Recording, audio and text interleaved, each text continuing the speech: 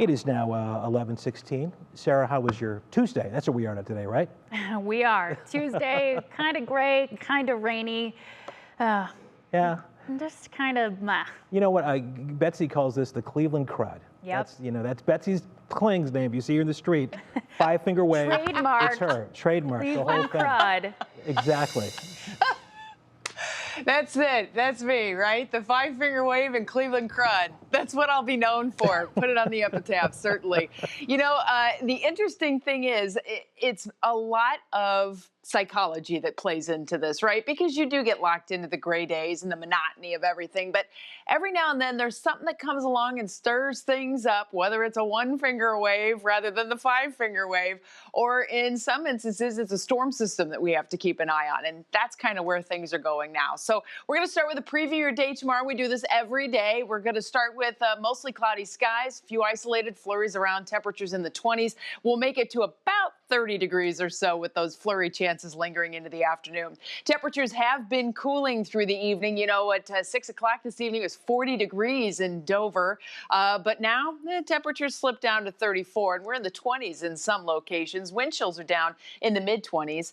We still have a few flurries that are randomly floating around. Now, we really don't have a great setup for lake effect snow. So it's more or less just kind of luck of the draw, the random little snowflakes that we tend to get this time of the year in our crud. Out to the west of us, though, it's a storm system that is brewing in the Plain States. Now, I know you're going, oh, I know where she's going with this. This is going to be one of those panhandle hooks. Actually, it's not. This one is going to stay south of us. It's headed for the Carolinas, and we are going to be missing out. Cincinnati may end up getting some snow out of that one. But it's this bigger storm system that is sitting on the west coast that is actually much more interesting because that will push a big chunk of energy out into the Plain States by later this week, and then that's what we're going to have to watch for the weekend. Let's take a look at all this. You can see the storm system in the Plain States and see how it kind of goes just south of us. We got this, no problem. Meanwhile, on the west coast, they are getting bombarded with rain and with mountain snow.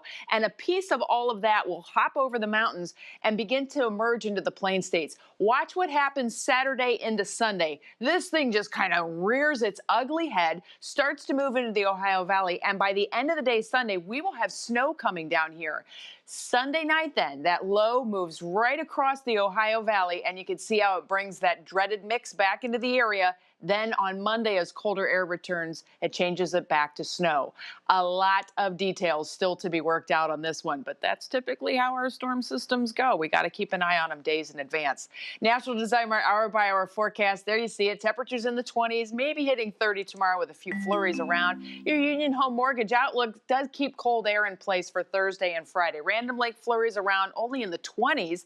We'll warm it up for the weekend, but that's just in time for that next storm system to get here from California. So there you see it, the snow to snow mix on Sunday, then snow mix to snow on Monday as cooler air returns. And Sarah, by about 9-10 days from now, we could even be looking at rain with temperatures in the 40s. So just about the time you think things are getting a little monotonous, there's always something else to keep our eye on the horizon. Another Betsy Klingism. What goes up probably going to come down.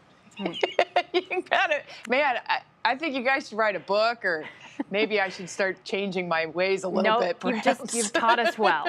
Thanks, Betsy.